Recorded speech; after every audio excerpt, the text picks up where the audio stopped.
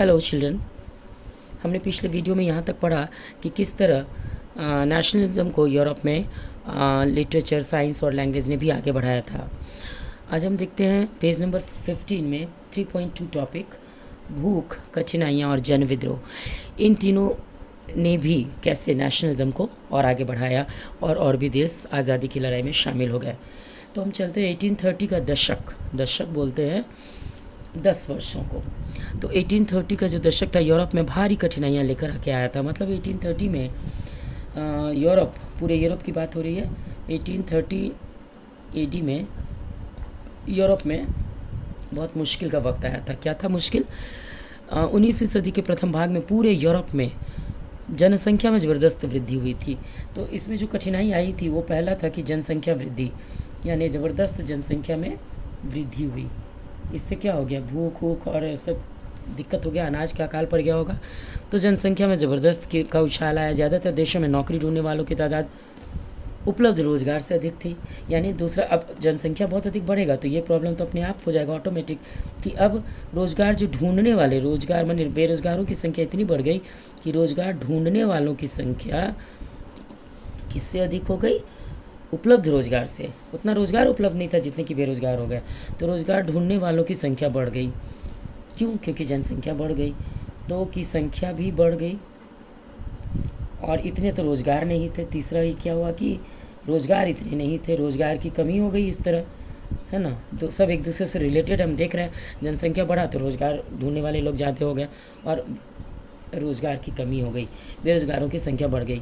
इनके अतिरिक्त ग्रामीण क्षेत्रों की अतिरिक्त आबादी शहर जाकर भीड़ से भरी गरीब बस्तियों में रहने लगी। अब जो गांव में सुख से सुविधा से रह रहे थे वो लोग भी कहाँ जाने लगे? ग्रामीण लोग या गांव से लोग शहर की ओर पलायन करने लगे, क्योंकि रोज़गार मिल नहीं रहा था।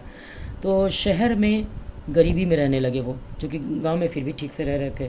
तो यही रहने लगे, ये सारे प्रॉब्लम उठने लगे। तो हम यही देख रहे हैं कि इस दशक में क्या क्या प्रॉब्लम था। इसके अलावा क्या हुआ कि गरीब बस्तियों में रहने लगे नगरों के लघु उत्पादकों को अक्सर इंग्लैंड से आयातित मशीन से बने सस्ते कपड़े से कड़ी प्रतिस्पर्धा का सामना करना पड़ रहा था। और हम ये भी पढ़ चुके थे, आपको याद होगा कि इंडस्ट्रियल रिवॉल्यूशन इंग्लैंड में हुआ था। इसके कारण क्या होता कि इंग्लैंड की ख्याति बढ़ गई थी, इंग्लैंड की प्रसिद्धि बढ़ गई थी और इंग्लैंड के बने कपड़ों को ही पहनने के लिए या ख़रीदने के लिए मजबूर हो गए थे। तो इंग्लैंड के बने कपड़े खरीदने के लिए कौन मजबूर हो गए थे? यूरोप के लोग। क्योंकि बाकी जगह तो इंडस्ट्रियल रिवॉल्यूशन हुआ नहीं था, तो इंग्लैंड के बने कपड़े खरीदने के लिए यूरोप मजबूर था। ये सारी समस्याएं बढ़ती जा रही थी। और तो आगे क्या हुआ? महाद्वीप को यह प्रतिस्पर्धा, इस तरह एक कंपटीशन का भाव आ गया इंग्लैंड और बाकी यूरोप के देशों में। महाद्वीप को यह प्रतिस्पर्धा कपड़ा उद्योग में सबसे ज़्यादा झेलनी पड़ी और ये सबसे पहले कॉटन इंडस्ट्री में आया था। इसलिए कॉटन इंडस्ट्री, क्योंकि उस समय इंग्लैंड का उपनिवेश था भारत, हाँ, और भारत सबसे ज़्यादा धनी उपनिवेश था इंग्लैंड का, जहाँ सबसे अधिक रुई या कॉटन हुआ करता था और उसकी उपज को बहुत ही कम कीमत पर इंग्लैंड अपने देशों में भेज दिया करता था, अपने मिल में या अपने इंडस्ट्री में, अपने उद्योगों में उससे बनाने के लिए और कपड़े बनाने के लिए। यहाँ से रुई और रुई से बने धागे वो बहुत सस्ती कीमत पर ले जा रहा था अपने देश, इसलिए उसे बहुत अधिक कॉटन मिल जा रहा था। तो कॉटन इंडस्ट्री उसका बहुत डेवलप करने लगा और वही कॉटन का बहुत महंगा था। कॉटन के कपड़े बना के वो पूरे यूरोप और इंडिया में वापस भेजता था, जहाँ बहुत बड़ी कीमत उसकी लेता था। इस तरह एक कंपटीशन तो फैला जिससे कि इंग्लैंड बहुत धनी होता चला गया और भारत के सारे धन इंग्लैंड जाने लग गए। बल्कि पूरे यूरोप में भी ये प्रतिस्पर्धा देखने को मिली। तो सबसे पहले कॉटन इंडस्ट्री में ये प्रतिस्पर्धा या ये कंपटीशन कहाँ हुआ?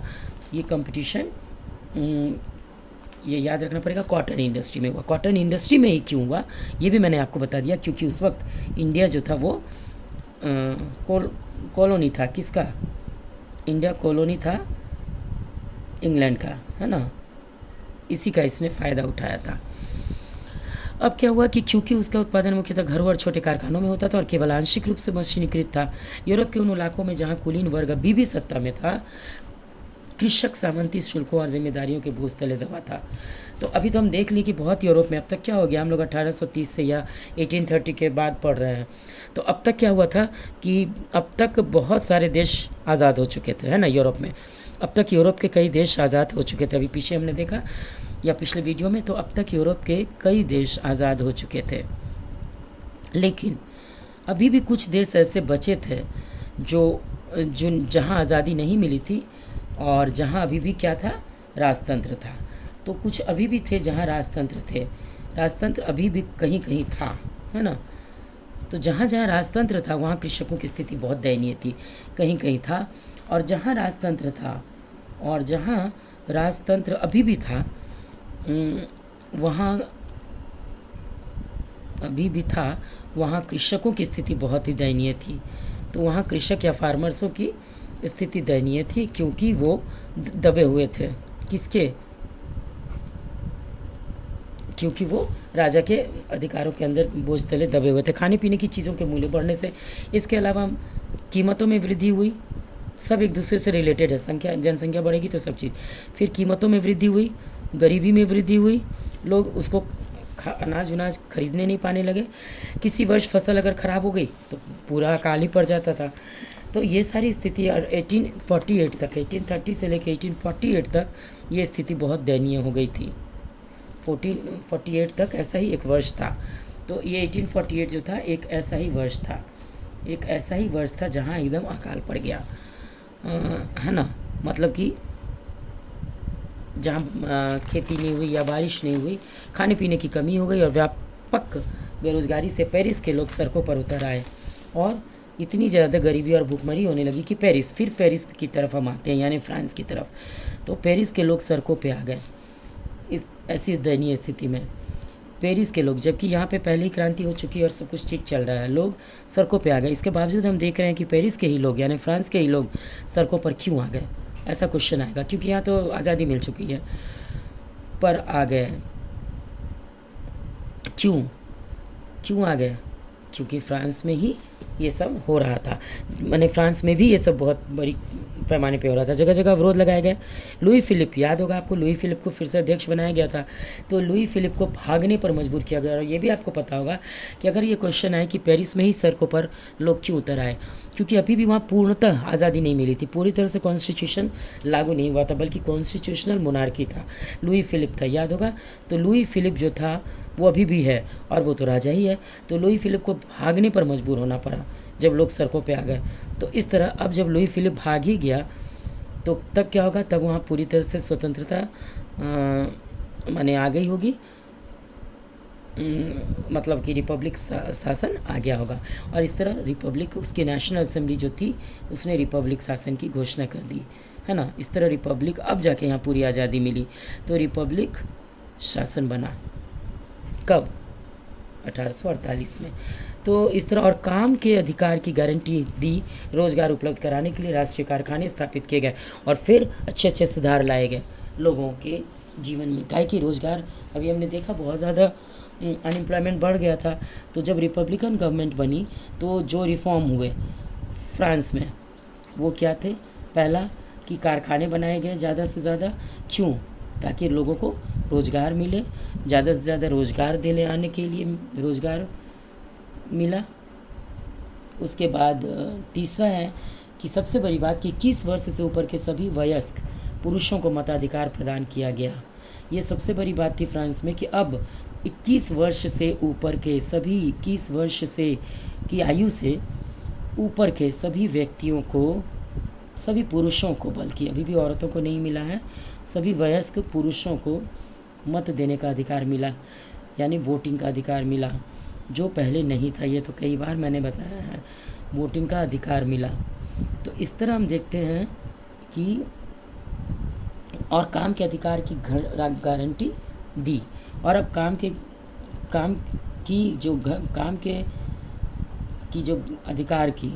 के अधिकारों की भी गारंटी मिली।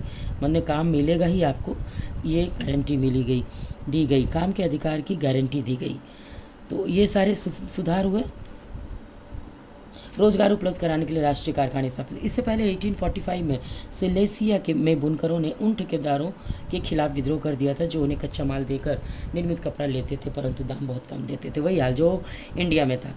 इसके पहले क्या था, मैंने क्या बताया, इंडिया से बहुत सस्ती कीमत पे कॉटन और धागा लेकर के वो लोग जाते थे अपने इंडस्ट्री में इंग्लैंड, बहुत कम कीमत पे ठग करके, और वहाँ के बने कपड़े को फिर वापस भारत में ही ला के बेचते थे बहुत अधिक दाम पे। बिल्कुल यही चीज़ हो रहा था सिलेसिया में 1845 में। तो 1845 में, इससे पहले क्या हुआ 1845 में, इससे पहले कि 1845 में सिलेसिया, ठीक है, जो यूरोपियन कंट्री है, में बुनकरों ने सिलेसिया में भी इसी तरह से जब वो ठगे जा रहे थे राजाओं के द्वारा, तो उन्हें कच्चा माल देकर नहीं, तो पत्रकार विल्हेम वोल्फ ने सिलेसिया के गांव की घटना इस प्रकार बयान की है। सिलेसिया में भी यही स्थिति थी। 4 जून को दोपहर 2 बजे बुनकरों की एक भीड़ अपने घरों से निकली और 2 कतारों में चलते हुए ठेकेदारों की कोठी पर पहुंचे। वे ज़्यादा मजदूरी की मांग कर रहे थे। इस तरह हम देखते हैं कि ठेकेदारों में बुनकरों ने, सिलेसिया में जो बुनकर की समस्या थी, बुनकर माने वीवर्स, तो बुनकरों की समस्या कैसे अंत हुआ इसका, कि जो समस्या थी उसका अंत कैसे हुआ कि 2 जून को दोपहर 2 बजे बुनकरों की जब भीड़ थी वो 2 कतारों में लाइंस में चलते हुए ठेकेदारों की कोठी तक पहुंची, यानी जो लोग उसे ठगते थे उन लोगों के, और वे ज़्यादा मजदूरी की मांग कर रहे थे, तो उनके साथ ही घृणा का व्यवहार किया गया और उन्हें धमकी दी गई। इस तरह हम देखते हैं कि सिलेसिया में फिर बुनकरों की जीत हुई और 24 घंटों बाद सेना को बुलाकर उसकी मदद से लौटा। इस तरह से ये टकराव हुआ, 11 बुनकरों को गोली मार दी गई, कुछ माने बुनकर लोगों की हत्या भी हुई, लेकिन इस तरह का एक आंदोलन हमें देखने को मिलता है।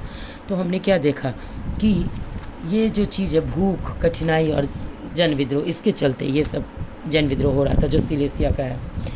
अब हम आते हैं 1848 की क्रांति, एक इम्पॉर्टेंट है 1848 की क्रांति। ये है उदारवादियों की क्रांति, यानी लिबरल लोगों की। तो ये उदारवादियों की क्रांति अब हम लोग समझते हैं, है ना, कि क्या है, जो 1848 में है। 1848 में पेज नंबर हम लोग 17 आ जाते हैं, पेज 16 एंड 17। तो यहाँ पे क्या है कि 1848 में जब अनेक यूरोपीय देशों में गरीबी, बेरोजगारी और भूखमरी से ग्रस्त किसान मजदूर विद्रोह कर रहे थे, हमने अभी देखा सिलेसिया में किस तरह से बुनकरों ने, वीवर्स ने विद्रोह किया।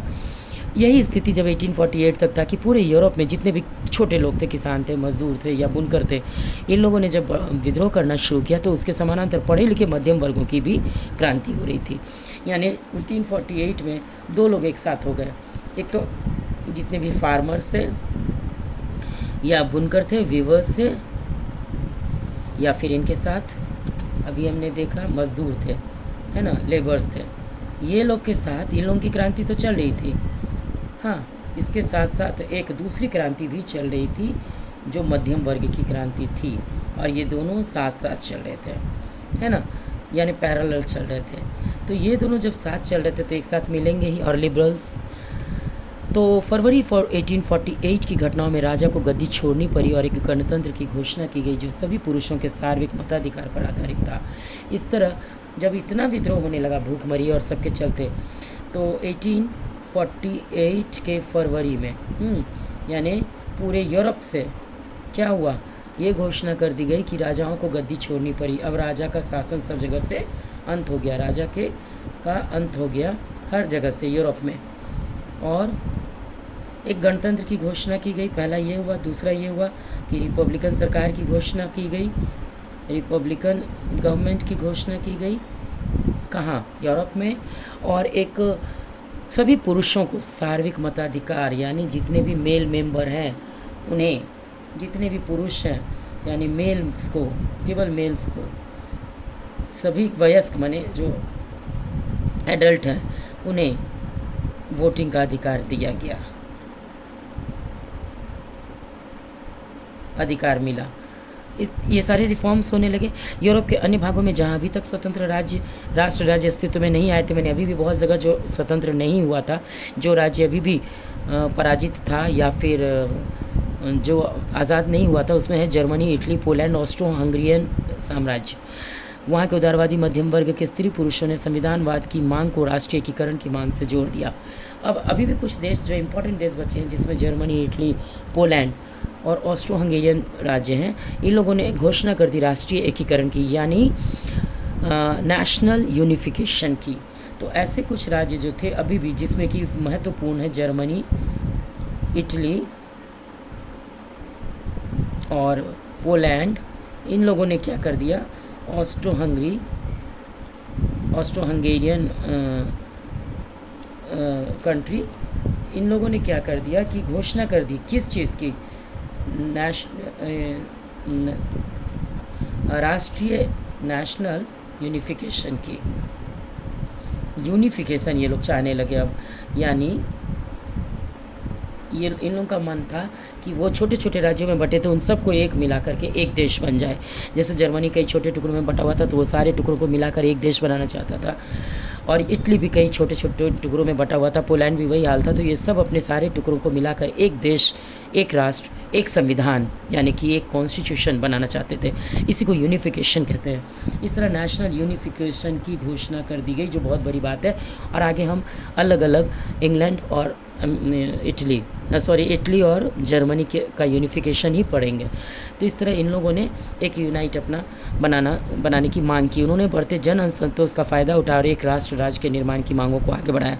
ये राष्ट्र राज्य संविधान, ये किस चीज़ में और क्या चाहते थे? रिफॉर्म ये चाहते थे कि मेरा एक कॉन्स्टिट्यूशन हो, प्रेस की स्वतंत्रता हो, मतलब हमारा मीडिया स्वतंत्र हो, उस पर कोई कब्जा ना हो किसी का, और संगठन बनाने की आज़ादी हो। यानी इन लोगों की 3 डिमांड थी। ये जो नेशनल यूनिफिकेशन है, इसका 3 ये था, हिस्सा था। पहला वो चाहते थे अपना कॉन्स्टिट्यूशन हो, ठीक है। दूसरा वो चाहते थे कि प्रेस की आज़ादी हो, यानी प्रेस माने मीडिया, है ना। तो मीडिया पर से कब्ज़ा ख़त्म हो, है ना, या आज़ाद हो, कब्ज़ा ख़त्म हो। और तीसरा जो था वो ये था कि संसदीय सिद्धांतों पर प्रेस की स्वतंत्रता और संगठन बनाने की आज़ादी, मतलब हम कोई भी ऑर्गेनाइजेशन बना सके, ये आज़ादी हमको मिले जो पहले नहीं थी। तो ऑर्गेनाइजेशन बनाने की आज़ादी मिले। ये सारी डिमांड के साथ, इन 3 डिमांड के साथ इन्होंने अपना यूनिफिकेशन करने का ऐलान कर दिया। अब क्या है कि जर्मन इलाकों में बड़ी संख्या में राजनीतिक संगठनों ने फ्रैंकफर्ट शहर में मिलकर एक सर्व जर्मन नेशनल असेंबली की स्थापना के पक्ष में मतदान का फैसला लिया।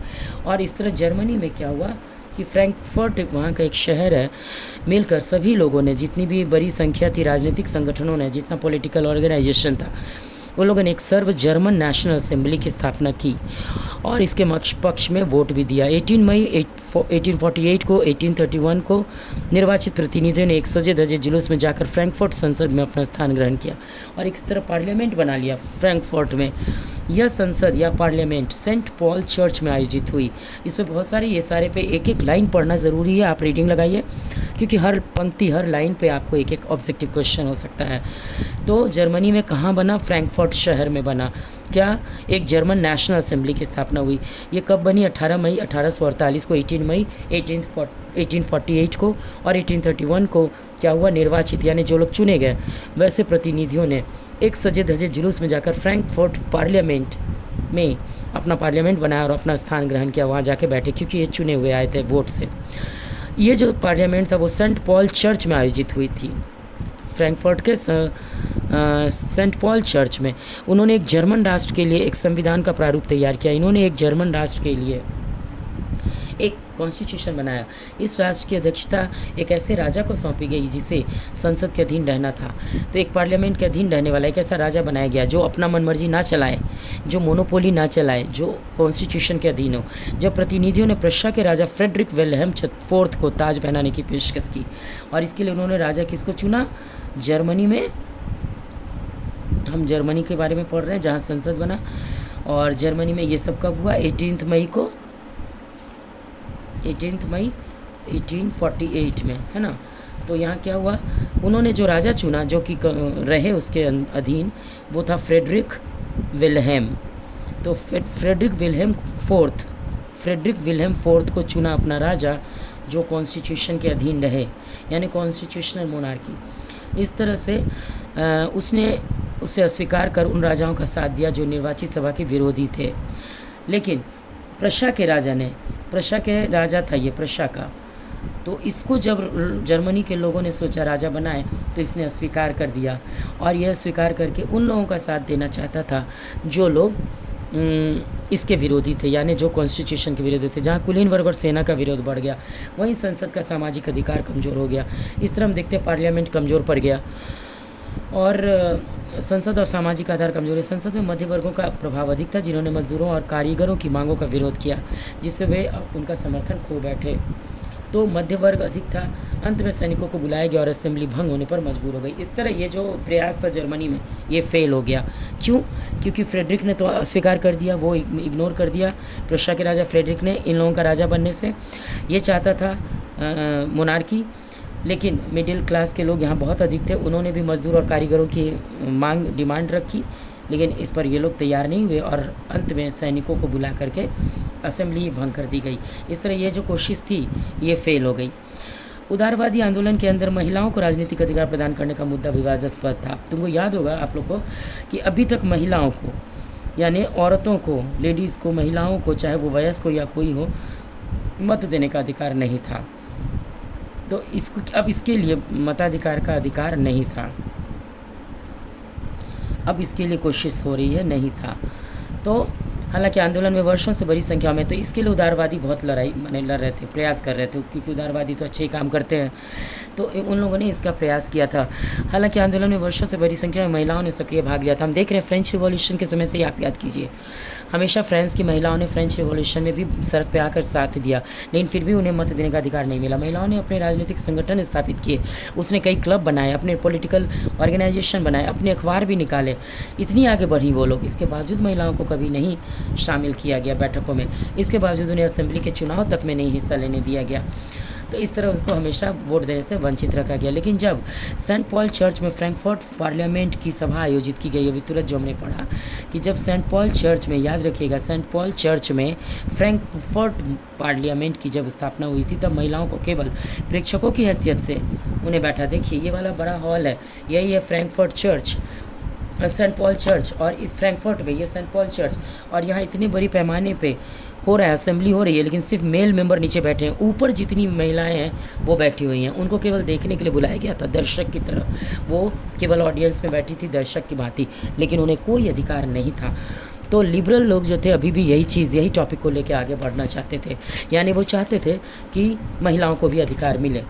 तो हालांकि रूढ़िवादी ताकतें, यानी कि जो कंजर्वेटिव थे, वो 1848 में उदारवादी आंदोलनों को दबा पाने में कामयाब हो गई।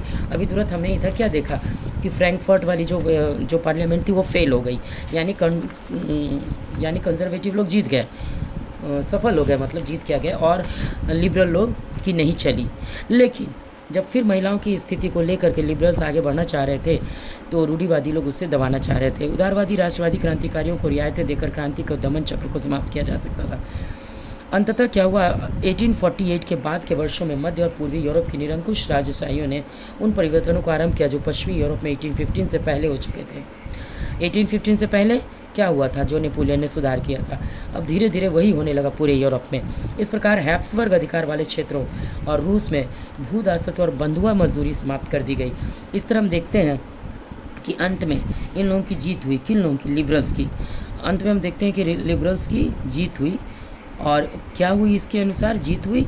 अंत में क्या हुआ कि ये लोग अपने सफल रहे ये कराने में, कम से कम कि 1815 के पहले जो नेपोलियन ने रिफॉर्म्स किए थे, फिर से वही अब आ गया।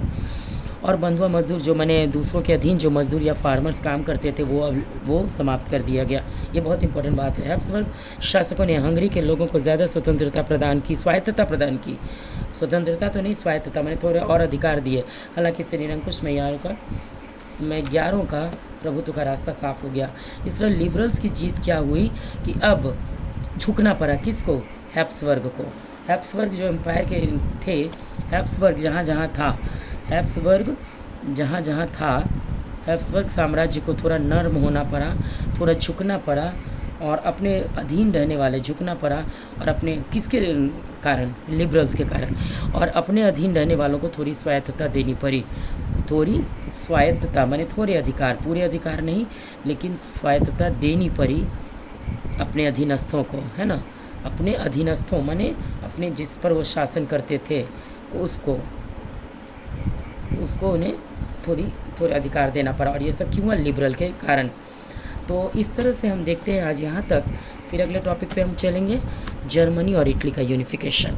तो इतने देर में आज हमने यही देखा कि किस तरह नेशनलिज्म जो है वो पूरी तरफ फैल चुकी है। 1845 से लेके 48 तक पूरे यूरोप में नेशनलिज्म अभी इस कदर बढ़ चुका था कि उसे रोक पाना मुश्किल था, कि उसे कंजर्वेटिव लोग भी नहीं रोक पा रहे थे, राजा भी नहीं रोक पा रहा था, और अब इस लहर को आगे बढ़ना ही था।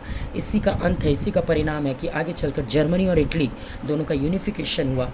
हमने पहले ही यूनिफिकेशन बताया है, अब आगे भी हम पढ़ेंगे, क्योंकि ये दोनों राष्ट्र जो था एक राष्ट्र नहीं था, छोटे छोटे टुकड़ों में बटा हुआ था, और इन्हें एक करने वाला एक लीडर सामने आया और ये काम पूरा हुआ। तो ये जो दोनों परिणाम है, एक्चुअली ये दोनों परिणाम है, इफेक्ट है किसका? राष्ट्रवाद का, यानी कि नेशनलिज्म का। यूरोप में अगर नेशनलिज्म की लहर इतनी तेज़ नहीं होती तो जर्मनी और इटली इसी तरह बिखरा रहता, वो यूनाइट नहीं हो पाता। तो नेक्स्ट वीडियो में हम इसके बारे में पढ़ेंगे, unification of Germany and Italy. Okay, thank you.